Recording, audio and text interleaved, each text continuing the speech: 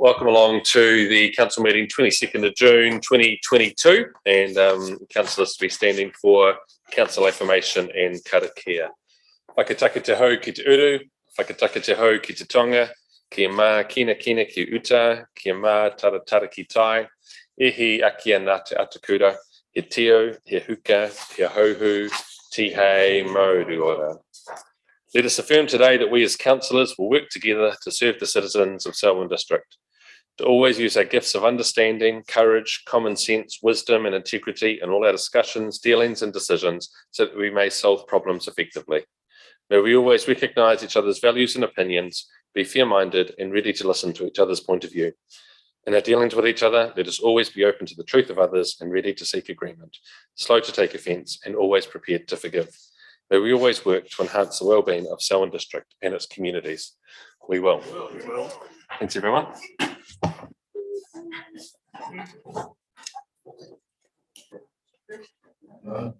So, as I said, welcome to today's meeting. We don't quite have the same public forum that we had last time, so I think unless you're joining us online and taking an interest in this meeting, which I congratulate you for, there's no one else in the room other than councillors and council staff. And we'll start the meeting with a challenge to anyone that's watched this much of this council meeting. Please think about standing in the upcoming elections.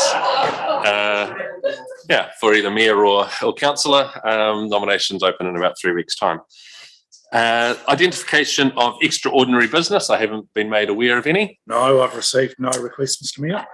Conflicts of interest that people would like to raise that aren't previously recorded. Deborah?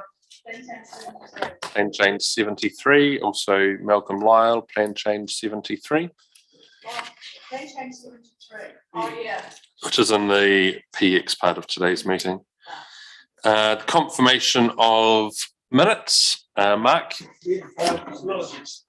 Oh, sorry, I've skipped apologies. We do have apologies today from Shane Epihar and Grant Miller, who have so Shane Epihar for the meeting, Grant Miller for the start of the meeting anyway, and Jeff, who may be joining us online. Councillor Bland is attempting to join us at the moment, Mr. Mayor. Right. Thank you for that, Mark. In a second, thank you, Jenny. All those in favour say aye. Against, declare it carried. Then confirmation of minutes. Have a mover and seconder for those, and then we'll deal with the things that need changing within them. So Sophie, if you're happy to move them. Yep. Murray, you happy to second them? Cool. And then Sophie, I'll hand the floor to you. Yeah, I just sent some amendments through to Therese about recording the plan change 69 discussion. Right. Thank you. Murray? Yeah, thanks, Sam. Are we dealing with the annual plan deliberations minutes as well? We can do both of those, yeah. Yeah, Machine would move both. Just page 22, I'll talk briefly to Therese. A comment attributed to me about funding for biodiversity, and the sentence is, he said the entire discussion around how we fund biodiversity as being rateable or not is a discussion council, is not a discussion council needs to have. I'd just like to include at the end of that sentence today, because it is a discussion we will have to have. It just wasn't appropriate during the current annual plan deliberations. So council needs to have today, full stop. Thank you. And you'll send that through so it's clear for Therese where that piece sits. Thank you. Mark. On the annual plan discussion, page 29, I've sent through what I think better reflects the discussion on clause F.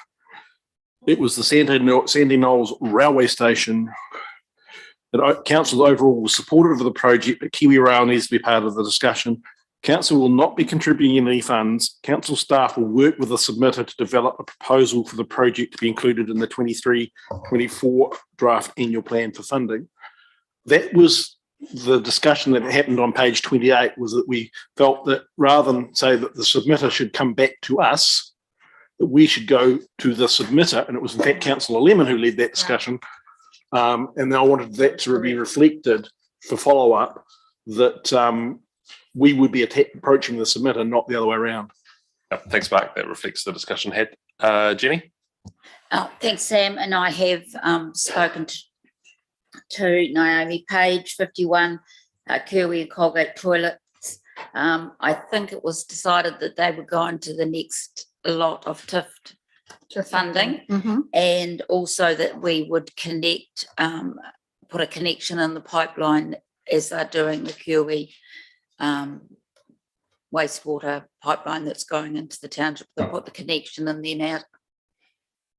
Great. So they're not things that affect the annual plan this year, but they're things to ensure they're recorded to be followed up. Yes, Yep. thank you. Cool, thank you. Deborah?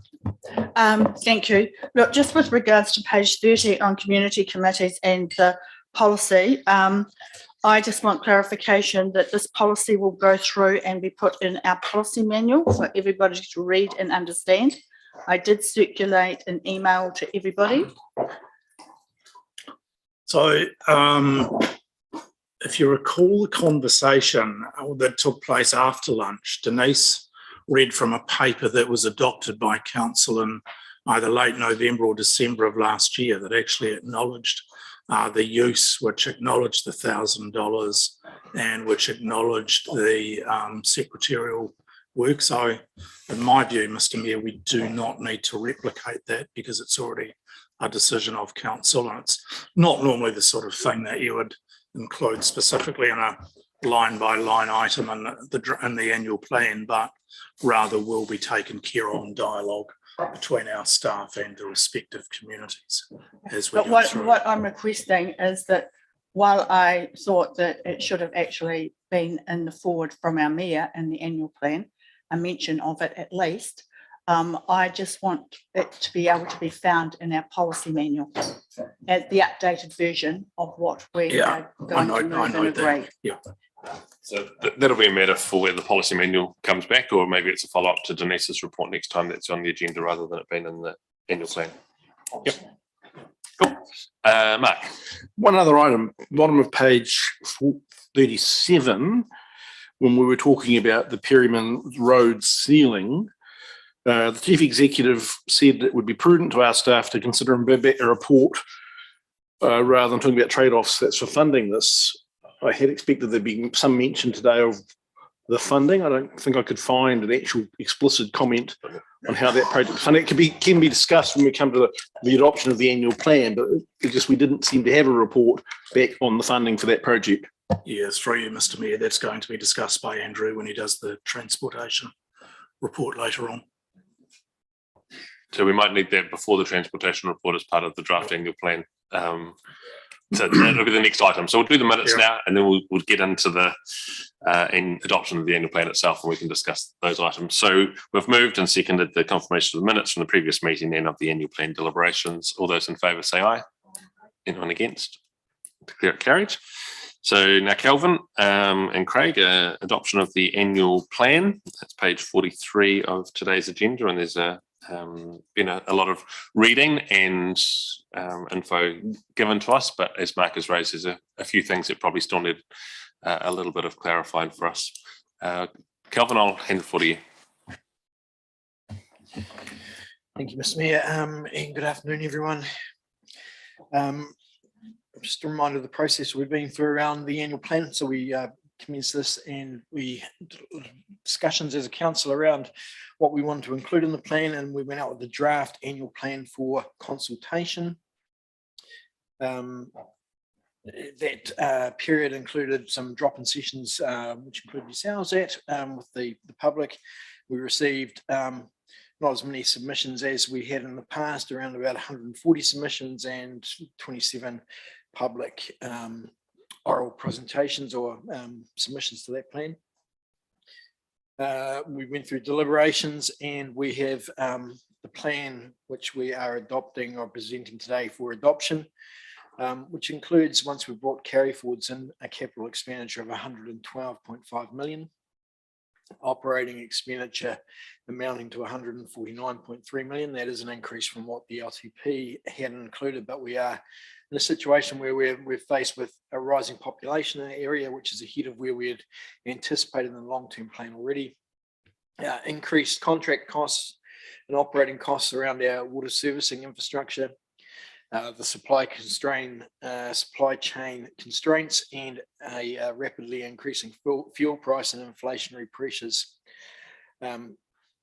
We have a rates take of 83.2 million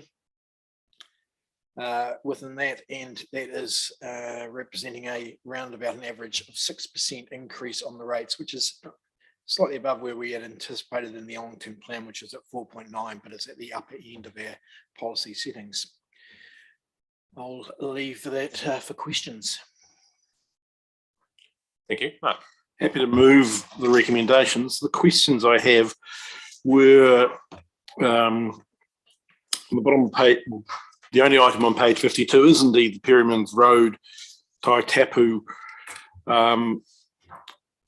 subject to discussions with Waka Kotahi on road safety issues. As you see in the transportation report, Waka Kotahi recommend that the intersection actually be closed with the state highway. And I'm wondering what implication that has for this project.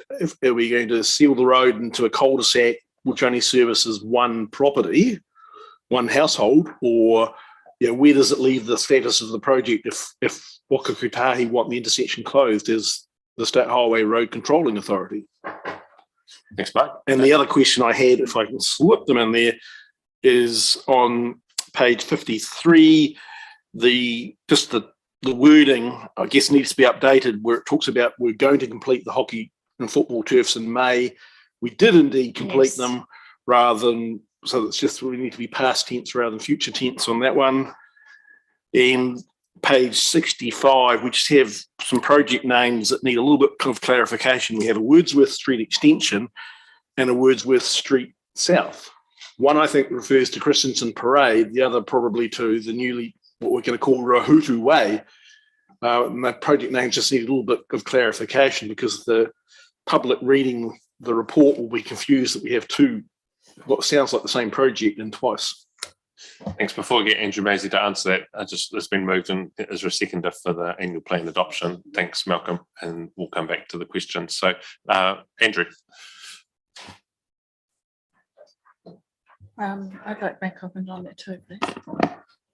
Yes, good afternoon. So in terms of the funding aspect, the situation remains as we advocated at the time of the annual plan deliberations, that essentially what we would be doing is transferring the 330,000 that was allocated to the Tai Tapu undergrounding project to the Perryman's Road project. Mm-hmm. On that basis, the undergrounding could still occur because then we would utilise the funding from the undergrounding account to replace that. So the important thing is that while we have allocated the 330k to the Perryman's Road seal extension, that's not to say that we are going to be spending 330k.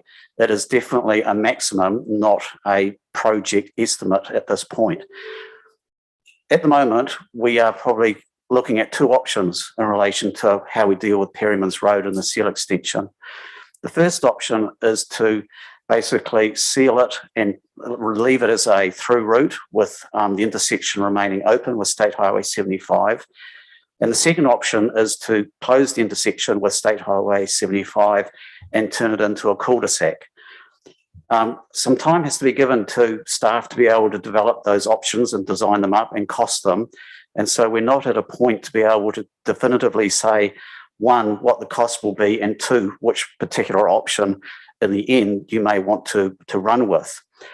But what I can say is that when you look at some comparative costs recently of seal extensions, such as Tancred's Road, that's about 1.4 kilometres and it cost around $700,000. And so that gives a rate of around $500 a metre. Previously, we've been working on the basis of our seal extensions of around $200 a metre. So there is a wide range. And what I'm basically getting to is that you're looking at anywhere probably from 100,000 to 200,000 perhaps to do the seal extension works. If the intersection is closed, that will add more cost to that in regards to closing that off properly to Wakatahahi's requirements and also forming some sort of turning head at the top of Perryman's Road. And so you can probably see that we are starting to talk around potentially the 200k mark. And so that would be my best estimate at the moment in terms of what the type of relative extent we would be looking at for a cost of that project.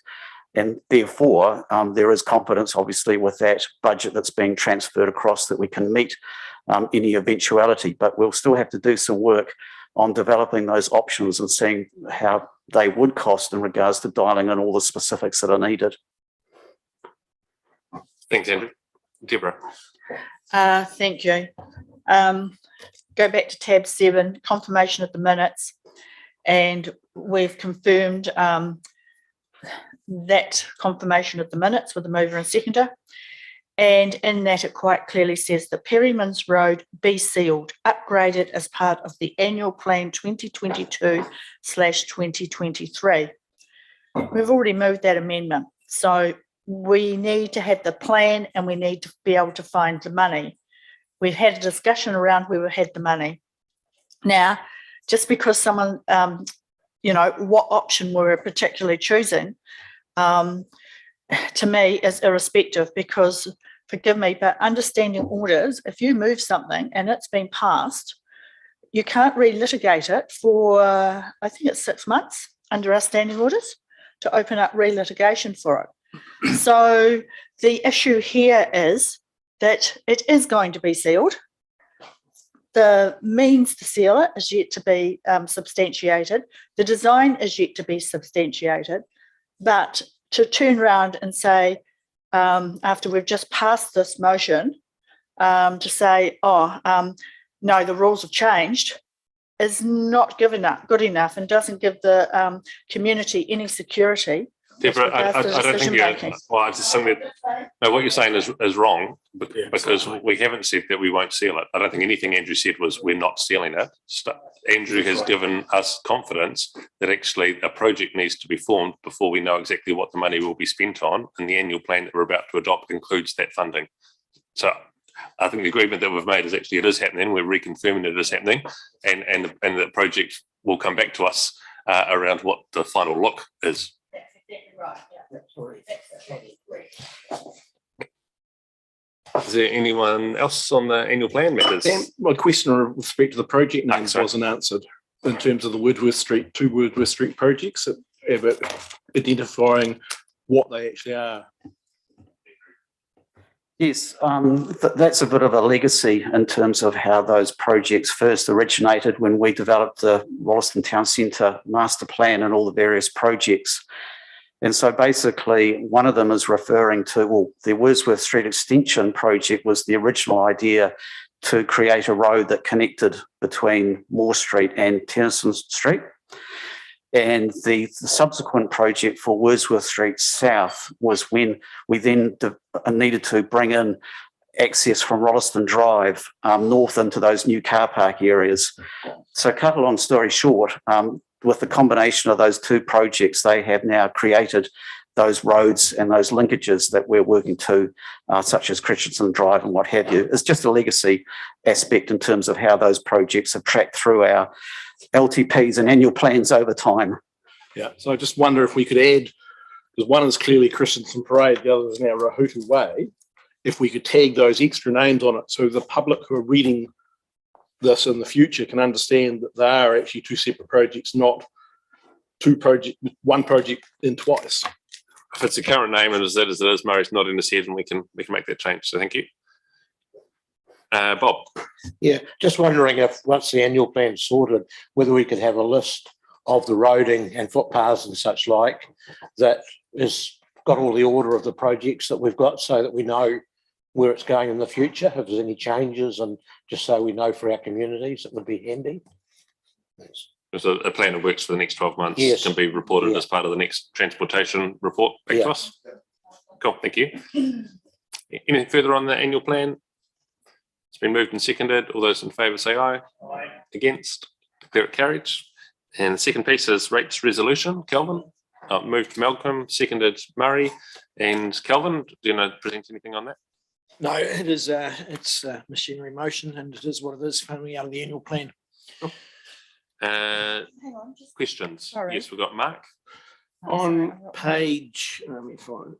The community board rate on page 130, where we're setting the community board rate based on the current size of the Malvern ward. From the election, the Malvern ward grows considerably, gaining a whole lot more households, but without actually increasing the size of the board. that would suggest that the community board rate could actually therefore reduce. I'm wondering, is the rate shown there allowing for the increase in the size of the ward, the number of households, or based on the current ward size? It's based on the current ward size because the rates are struck at 1 July. So in next year's annual plan, it could very well come down considerably. Thank you. Deborah? Thank you. Page 135, the targeted rate for land drainage.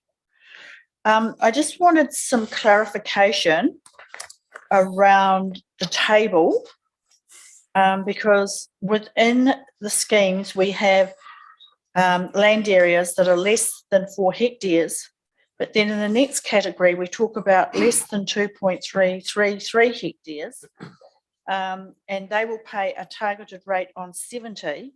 But if you're greater than that, then you pay a targeted rate for your 30 per hectare plus your 30 and your 7. So I just wanted clarification that those that are on a 2,500 or just 233 hectare, they are paying 70,000 as a flat $70. Sorry, $70 is a flat rate. It's due to the minimum charge. Right, so that's the minimum charge. But if you're greater than that, then you are charged 30 plus the next lot for your 4 hectare rates. Yeah. Okay, no, that's fine. I just wanted clarification with how to interpret that table. Thank you. Thanks, Kelvin, for presenting that. No further questions. All those in favour say aye. Against? Declare it carried. The next item is the Chief Executive's Report 147. Mr. Mayor, thank you. Councillors, good afternoon. First item is the inclusion of a document on election protocols for elected members as we lead into the election season, which kicks off with opening of applications on 15th of July. Also a reminder that we are having some meetings around the district pre-election meetings, Tuesday of next week in West Melton, Wednesday of next week in Darfield, Thursday of next week in Rolleston, and the following Tuesday in Leaston. In each case, they will be starting at 7 o'clock. And they're basically designed to talk about the role and responsibility, expectations of anybody that's looking to put their name forward as a councillor or board member in the forthcoming election. Second item is the chlorination exemption process. And I've given some background to a discussion that I've had with, or I and staff have had with representatives of Taumata Arawai, and staff are preparing our application for exemption under the new rules, and this is specific for Rakaya Huts, which is a small scheme with 115 connections and a single source of supply. Our intention was that we prepare a draft and share that with officials, because it's obviously the first one they're getting. I just had a look over and see how that process would go. Quite disappointingly, that proposal was rejected, where they've asked us to formalise a proposal which they will receive into their system, assess against their criteria, direct specific questions back to us, arrange for a site visit, and involve their expert panel, which includes overseas members. And whilst we support that process, we question whether, in fact, that really is what you want to do for a small scheme, such as the Rakaya Huts one. So we think it's an unnecessarily complex response. Nonetheless, we are committed to a process, and we will continue to keep you informed, Mr. Mayor and councillors. Item number 3, Infometrics update. The March quarter, again, continued strong growth from the Selwyn community, up 7.4%, according to Infometrics provisional GDP estimates for that quarter. Consumer spending grew 12.8%, which is well ahead of the city next door at 8.5%, and consumer price inflation of 6.9%. Employment grew strongly, with jobs up 6.8%, led by professional services, construction and health. Residential consents, as we know, remain very strong, up 11.3% over the year to March 2022. And interestingly, standalone houses accounted for 90% of those consents in the past 12 months. Non-residential consents totaled 235.5 million for the year to March 2022, and that was buoyed largely by the consent for the Lincoln University Science Building. And house prices continue to grow, house values, should I say, continue to grow strongly, up 37%. That was to the March quarter, albeit we've seen some dipping off of that in the subsequent months. And finally, continued strong growth in dairy prices, boosted by a dairy payout to an estimated $9.30, should I say, per kilogram.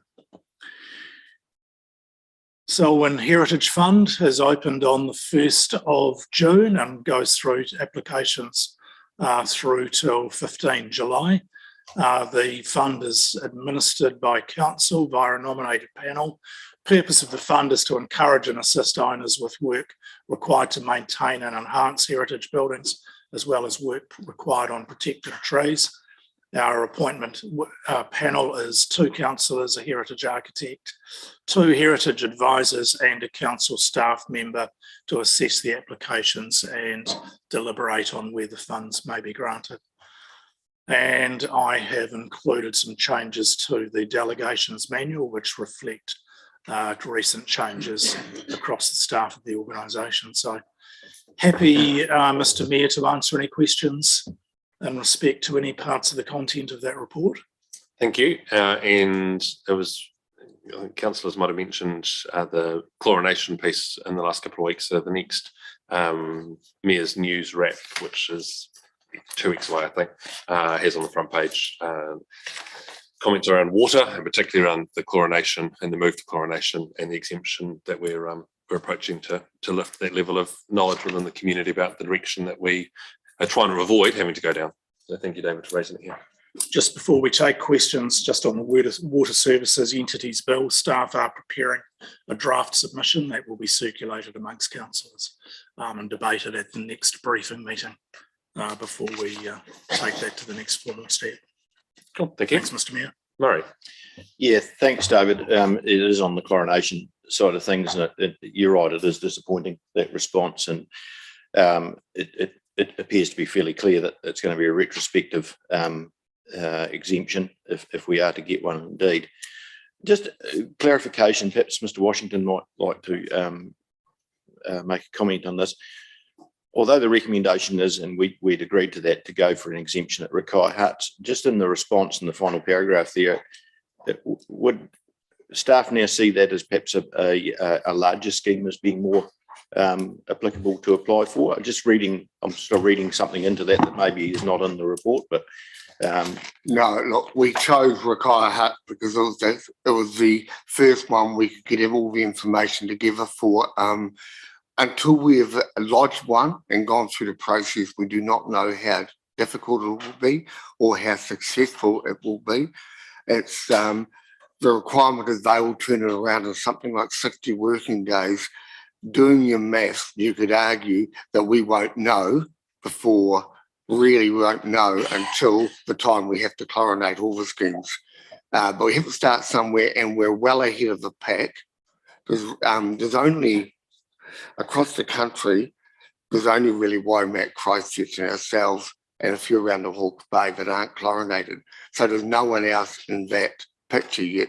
And of course, because Taumata, Arawai haven't been through this process, we just do not know how it's going to turn out.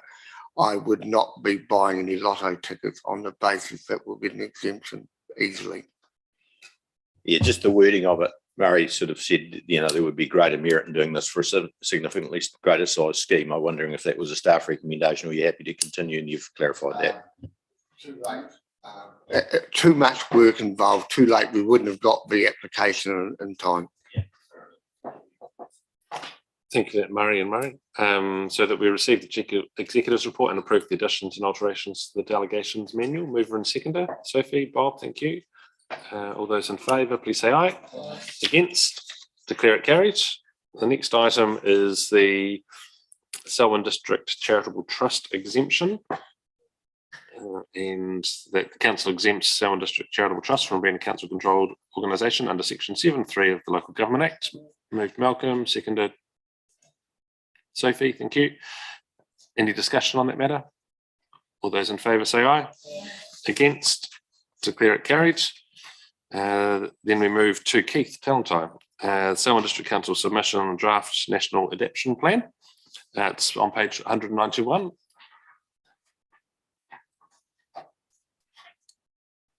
Keith, welcome along to the meeting. Feel free to talk us through anything relevant to the report.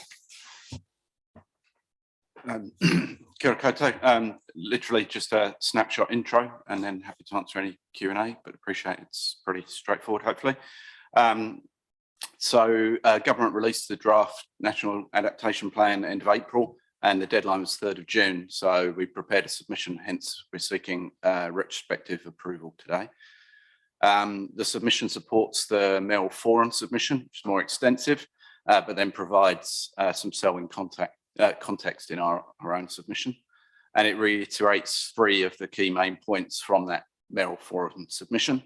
The fact that adaptation needs to go hand in hand with mitigation, and that's expressed in the National Emissions Reduction Plan, which we also made a submission on. There's a need to ensure integration across the raft of government direction and reform so that what's outlined in the draft adaptation plan actually filters throughout government direction. And thirdly, that there needs to be a more clarity around equitable funding arrangements. So it's mentioned, but there's not much detail currently in the draft. Also worth noting that at the same time that the draft adaptation plan was put out, there was also a consultation document called Adapt and Thrive, which started to tease out the discussion around managed retreat. And both submissions touch on that, albeit the Selwyn submission just in one paragraph to reflect some of the Mayoral Forum comment. An early draft was provided to all councillors and staff have had input. So just asking for that retrospective adoption today. Thank you. Great, thanks for that, Keith. A mover and seconder for this report. Thank you, Sophie and Malcolm. All those, are there comments that people would like to make or on this report? Thanks for producing it for us. All those in favour say aye. Against, declare it carried. Thanks, Keith. Next, we're going to have the solid waste update. Just we rejig. Andrew Boyd's got something he's got to get away to. The solid waste update's on page 220. The report's there. And there may be some things that you have questions of, but a mover and seconder for that report. Bob, thank you. Malcolm moved and seconded. Any questions? All those, oh yes, Sophie. Yeah, just wondering, because there's a mention about sort of public talks and events and things. Just wondering how it's, is your new staff member helping out with that sort of stuff? Because it sounds like still contracting in Cape Meads and like, how's it all working? G'day. Yeah, look, there'll be things that we'll still likely get the likes of Cape Meads in to present. There's such a wide scope of things that we could cover, and we've been narrowing down sort of 360 degrees down to sort of a more defined area to cover ourselves. But yeah, at this stage, no special plans around not having Cape Meads involved. Yeah. Yeah. Thanks, Andrew. Mark. Thank you, Andrew, for your report. The recycling contamination, anything obvious there, lessons for the community? You're talking about restarting communication or reinvigorating the communication. Was it anything in particular in those loads that was caused the rejection? It appears that it's just the occasional bin of straight out waste that has slipped through, tends to be the one that tips it over the threshold. We do send down either ourselves or our contractor to the site to inspect the loads ourselves to avoid getting something rejected that's potentially marginal. Yeah, so nothing in particular. the one thing we do have coming down the line is that all the trucks are being upgraded with new cameras in the next 8 weeks, and that will provide better visual clarity of the loads going in the hoppers, as well as the street footage, a whole host, about 8 cameras, I think. That will help us to identify contaminated loads and for the driver to mark those. Yeah. Thank you for that. So when they get a contaminated load then with these cameras, do they continue the pickup or do they go straight to the pines to dump it? They continue to collect. The problem is once it's in the vehicle, but the benefit of identifying those properties that are contaminating it is that we can then follow up with direct communication to those properties and hopefully resolve it in the future. Yeah. The problem would be is if it was the first load on the truck, no problem. If it was the halfway through, then it's a tough call. Yeah. And you go all the way from Springfield back because you've got one that's got rubbish in it. It's Thank you. Deborah. Thank you. Farm waste chemical collection commencing this week. I note that you obviously have to book to actually use the service. How well advertised was that for the rural community? So Ag Recovery run that service. They promote that through the various farming media and newsletters, as well as anyone who's previously used it. They have a database that they email out to all of those people. So we've got Selwyn's always pretty well represented in these collections. I think we've got about a ton of waste chemicals expected to have been collected. Is there a website that we have through our council that people in the rural community can connect through to actually be on this database? Yep, sure. It's called agrecovery.co.nz. Yep. Thanks, Deborah. Anything further for Andrew? All those in favour say aye. Anyone against? Declare it carried. Thanks for the report. We'll do the transportation update. Andrew Maisie and Graham Huggins. Andrew's in the room. I don't know if Graham's coming or... Oh, yeah, Gerald is Graham. There we go.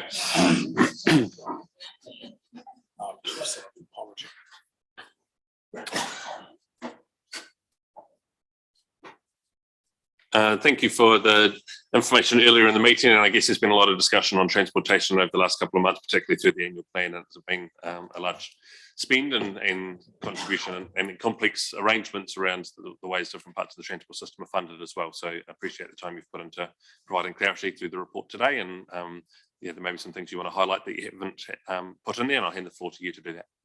Yeah, no, thank you very much. Appreciate that. And it's great to have the annual plan over the line. We can crack on with those projects and those additional projects like Perryman's Road. So thank you very much for that.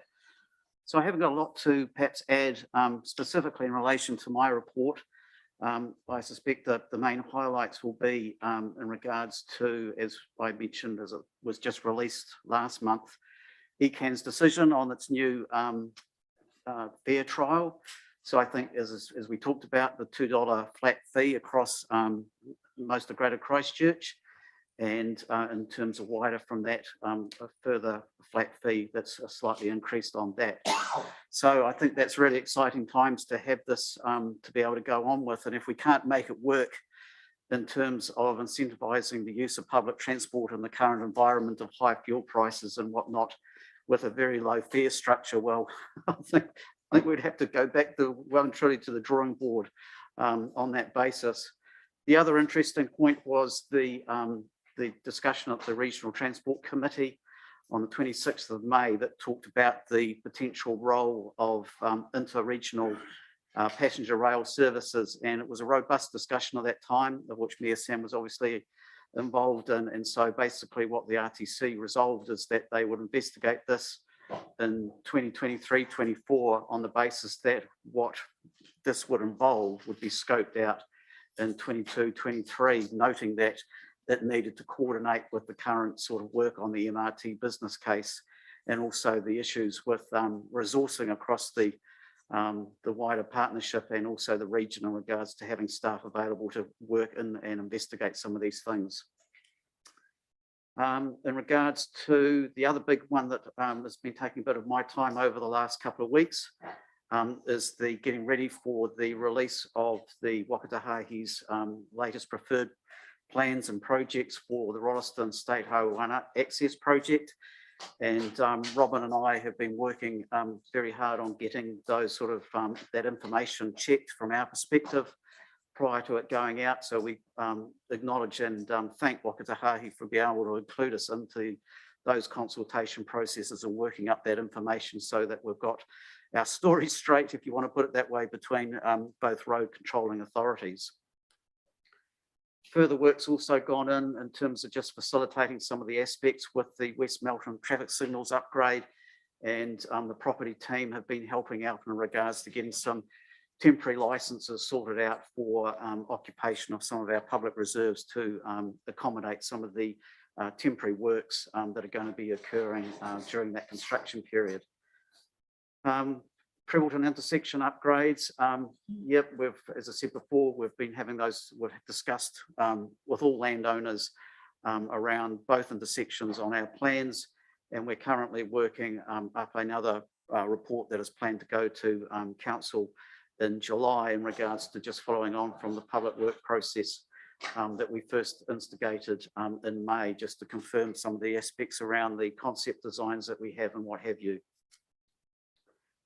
The other item in there that you'll probably be quite interested in is item 4.4.4 on page, I'll scroll down, 211.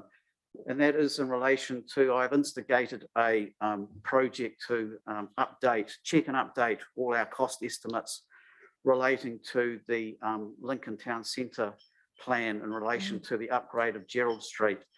I think it's really important that we make sure that we have up-to-date information to be able to inform our discussions with you as we go forward and be right up there in terms of knowing what we're up against in that regard. And also the fact if we want to progress it further with Wakatahahi in terms of trying to leverage any funding for that, we need to be up front and have the latest information. So hopefully I might be able to have that back to you this time next month, but certainly in the next month or two, we'll be able to report back and let you know how that's shaping up.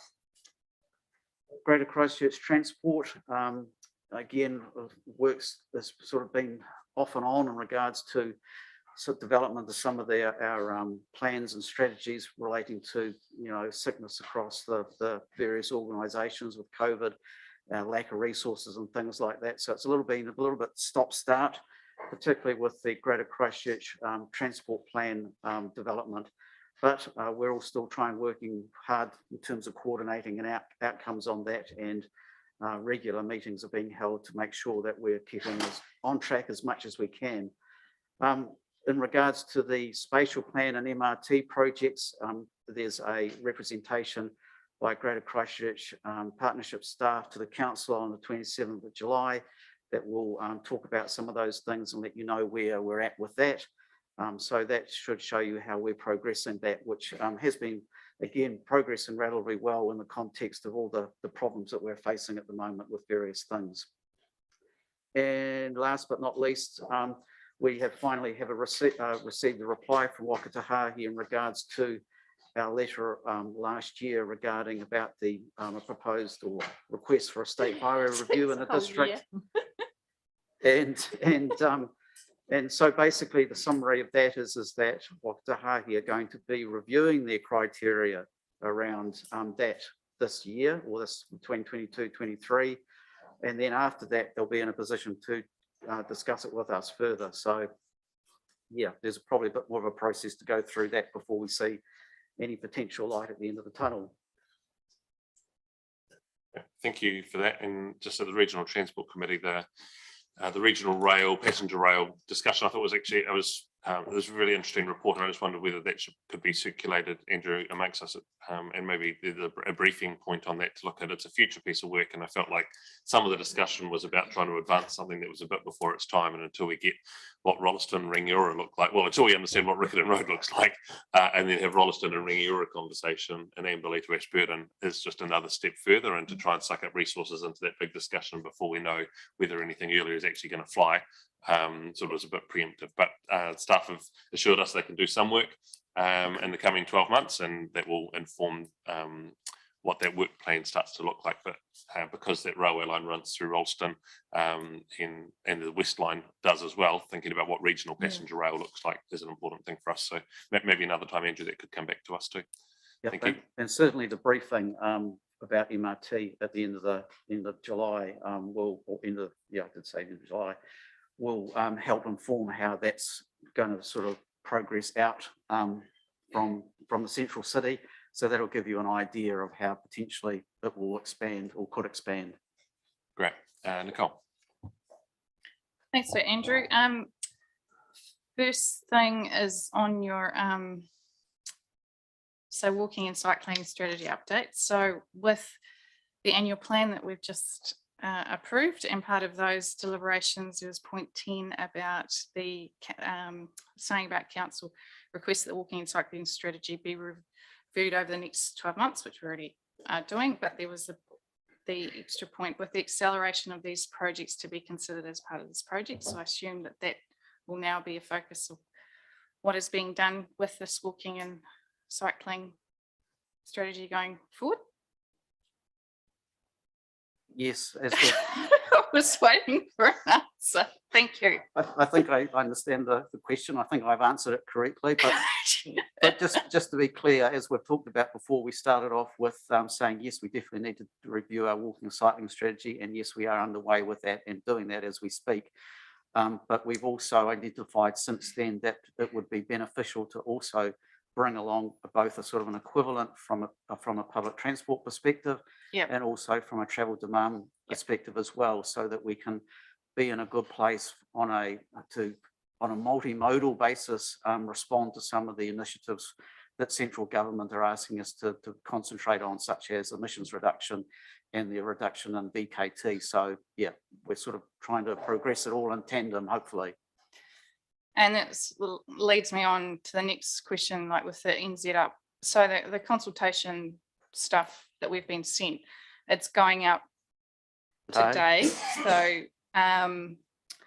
it's just not clear on this with the walking and cycling stuff, how that links in. They've got a great picture of like the indicative flyover, but they're really, I can't see on the diagram that they've done about these any other links or anything that's going on with regards to that side of it.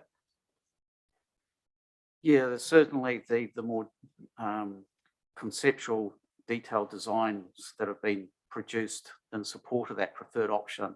And I think the team put that up on the screen when they were presenting to council a few weeks ago.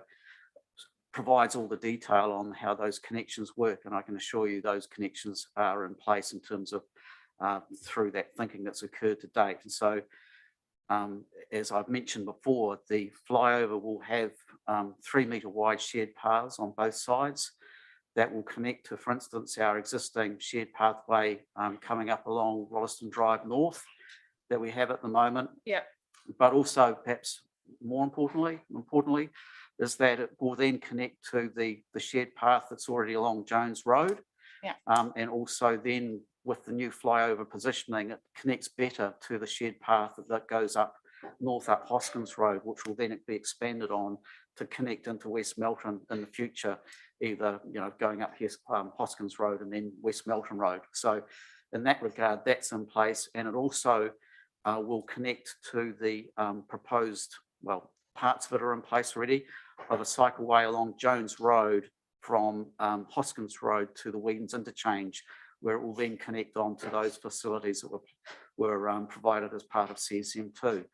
And we've got those projects already in our in our LTP to do that, but we may need to juggle the timing around to be able to work in with whatever Wakatahi is providing. And with the roundabout, the Duns crossing down that end, the work that they're doing on that end, is there allowance to get across there with that? I can't remember what they were doing with that one with the people if they're wanting to cycle or pedestrian walk across there. Okay. Yeah, so again, we've got in our LTP a project to provide a cycleway between Rolleston and Burnham. Yeah. I think it's 28, 29. And so we've had discussions with Wakatahi in regards to our intentions on that, and it would be an opportune or time to be able to make sure that we cater for that connection or a connection across the state highway to be able to facilitate that. Our original plan was to take a connection across the end of Elizabeth Street and across the highway into that area opposite, where now plan change 80 is, but through the discussions with the roundabout proposed at Duns Crossing, it was quite evident that that would be perhaps more of a better connection point to get to a pathway that then connected to Burnham. And so at the moment, the agency is not specifically including that connection into the NZ Up project and have sort of pretty much inferred, if perhaps that's even be a bit more stronger than that, that is probably not their project to do. But it would certainly, to me, make sense that if they're going to all the time, effort and cost to upgrade that intersection with the dual lane roundabout, that you would want to include some facilities in that at the time to be able to set ourselves up to be able to get that connection across to Burnham. The last thing we'd want to do is have all that intersection upgraded and then us come along later and try and put something in for ourselves. And that could include, for instance, an underpass. And so at the moment, that's not included specifically in NZ Up, but I would probably make the comment it would be, I think, an opportunity and good forward planning to be able to include something now rather than later. So and that's the other thing as well, is whether we're going, are we going to submit on this? On their have your say thing? Is this something that we have been talking to them outside, but I don't know. Well, we can if the councils want us to. I guess in the end, it's their project that we've been involved in shaping and trying to get a good outcome for the community. If there's still things that we think both good and bad that need comment, then we'll continue to do that, both informally and perhaps formally too through submission. So it's open until, well, it's a month from today, so Friday 22nd of July it's closing. Thank you. It would be my opinion that I believe that Wakatahi has addressed all of our previous concerns, and this is probably the only outstanding one I would probably can think of at the moment. Okay, thank you. Thank you. I guess my two questions cross over. Where we've got transport in regards to all of these private plan change requests or these plan change requests, and where the work is not being done internally by the developer, and the other has to be collected by DCs or ratepayers, what impact does that have on our roading upgrade schedule that we have for those in our community that, you know, example, live on a shingle road and, you know, are impacted by more traffic, but we don't have the ability to seal it because maybe it just doesn't have the same traffic count, or it's just not being contributed by DCs. What is the impact on that roading portion of our planning? They keep just getting pushed back and pushed back and pushed back? Well, I suppose it comes down to the basis that we need to respond to demands. And to put it bluntly, the demands are going to be heavily focused on catering for growth, as opposed to, for instance, sealing somebody's unsealed road.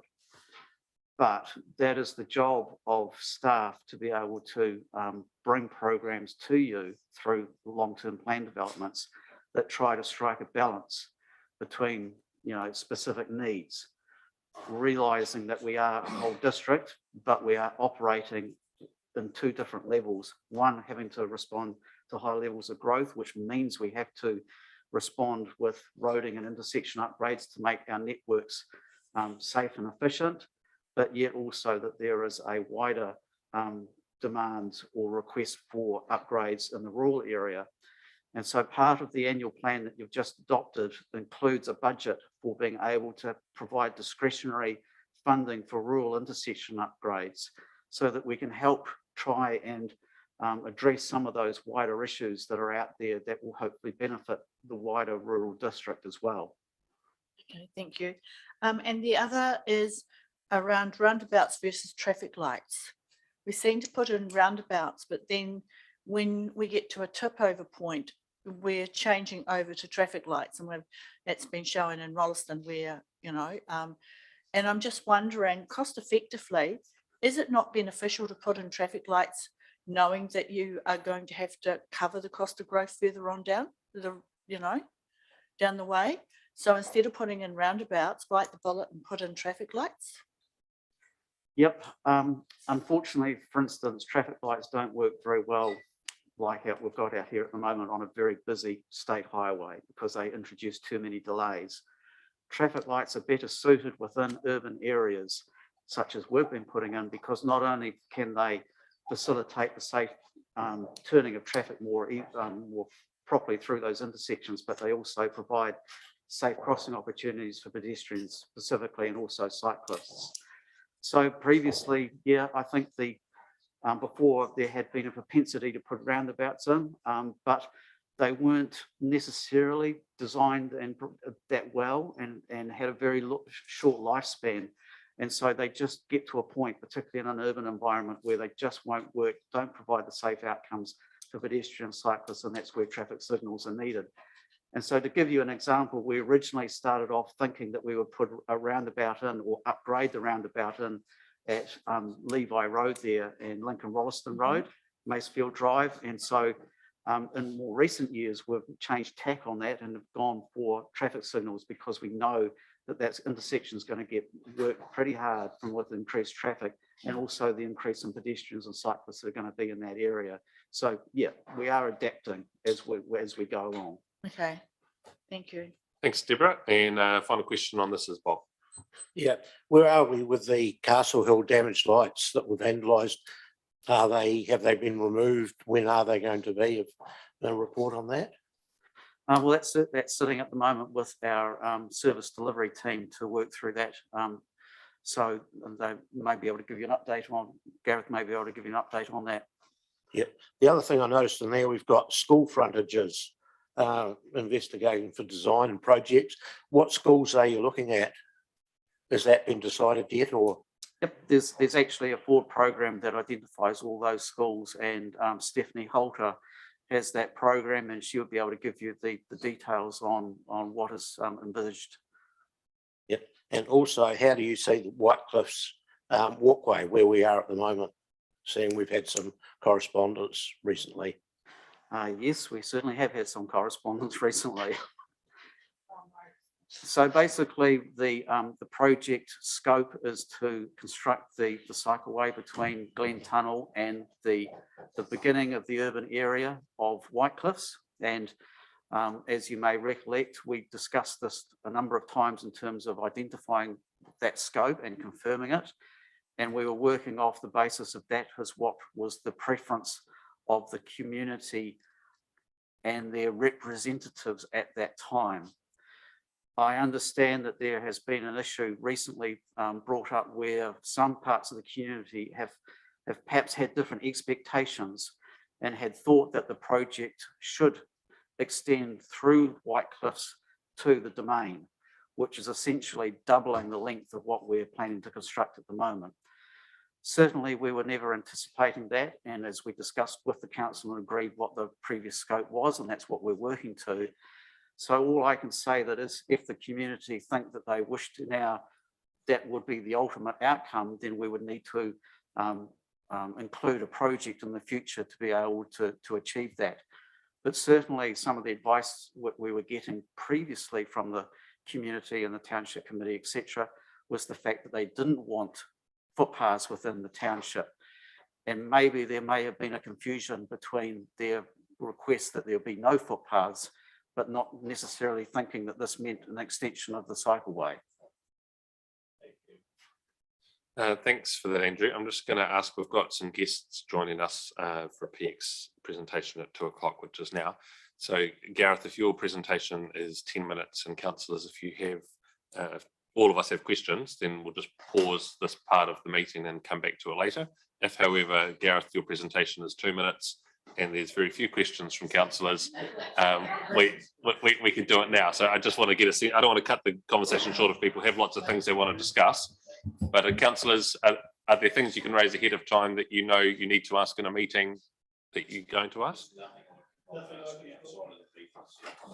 Okay, so Gareth, if you could just quickly present your piece, and councillors. I can certainly make it 2 minutes. No problem there. Thank you. Apologies for Graham. He's on a training course today, so I've had to step in. Keep it very, very brief. Picking up on Councillor Motherford's request, I'll get you an update on Castle Hill Lights, where that's at. I'll get you the school frontage programme. Perhaps we tie that in with the roading projects programme as well, so you've got complete visibility. Very quickly, take the report as read.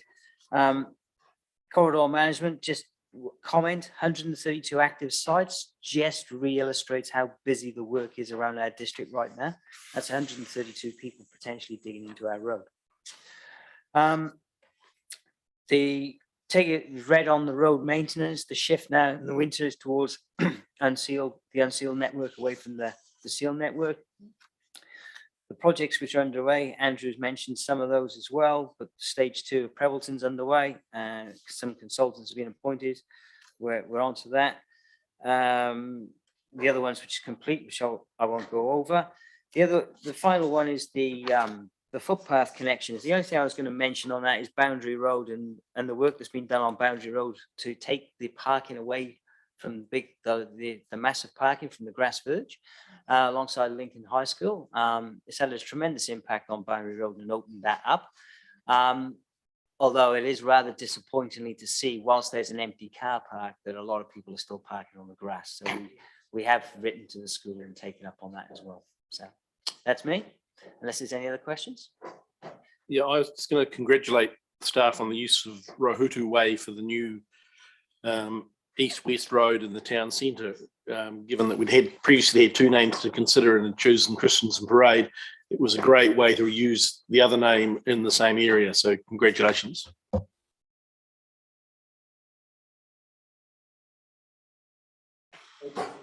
A mover and seconder. Sorry, Malcolm moved and Deborah's hand up. Second, all those in favour, please say aye. Against, declare it carried. Thank you very much for that report. We're now going to change the agenda timing, and we've got a PX report that will be presented to us now. So there's one matter in public that we'll come back to at the end of this, which is at number 15, which is the property transaction update. If you're watching this online, the meeting will stop and start again in about 1 second with that piece, I'm guessing. But for those that are joining us now live, so the feed will shut down. Thank you. We'll resume the meeting at 3 o'clock, because we'll stop. We'll have this presentation, then we'll have afternoon tea, and then we'll resume. We'll aim to resume at 3 o'clock today. So mover and seconder to move into PX. Thank you, Mark and Bob. All those in favour, please say aye. Anyone against? Declare it carried. And if I could ask those that aren't part of council to leave the room until we get back into a public